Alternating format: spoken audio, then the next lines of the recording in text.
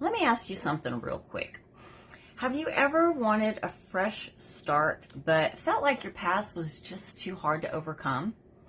Regret, shame, those quiet voices that remind you of everything you wish you'd done differently? If that's you, this message is for today. Whether you're starting a new morning, a new week, a new month, or even a brand new year, take a breath with me, because Jesus has something powerful to say about your past and your future. One of the biggest reasons people struggle to move forward isn't lack of motivation. It's unresolved regret and unhealed shame. Regret says, I should have known better. Shame says, I am the mistake. But here's the truth. We're anchoring into today. Jesus never asked you to carry what he already died to remove.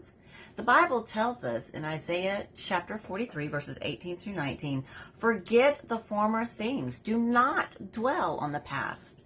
See, I am doing a new thing. Now it springs up. Do you not perceive it? Notice God doesn't say pretend it didn't happen. He says stop living there. And then in Romans chapter 8, verse 1, we're reminded, therefore there is now no condemnation for those who are in Christ Jesus. No condemnation. Not a little, not only on good days, none. If God isn't condemning you, then why are you? Here's something important to remember. Regret can teach you, but shame will trap you. Regret says, let me grow from this. Shame says, you're disqualified. And shame does not come from God.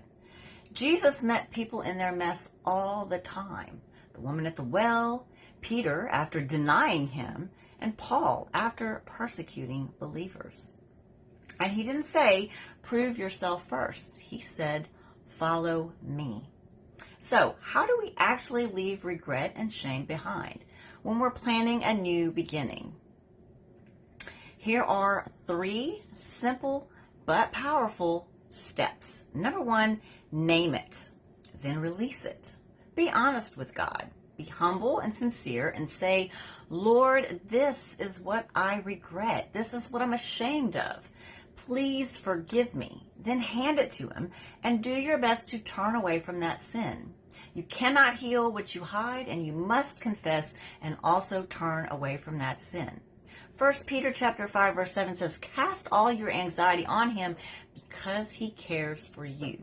Number 2, separate who you are from what you did. Your mistakes are events, not your identity. You are still called, still chosen, and still loved very deeply. Number 3, decide that today counts. You don't need January 1st.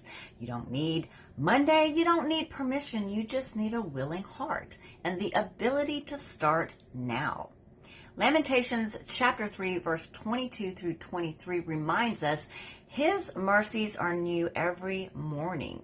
Every day is literally a brand new beginning. That means today qualifies.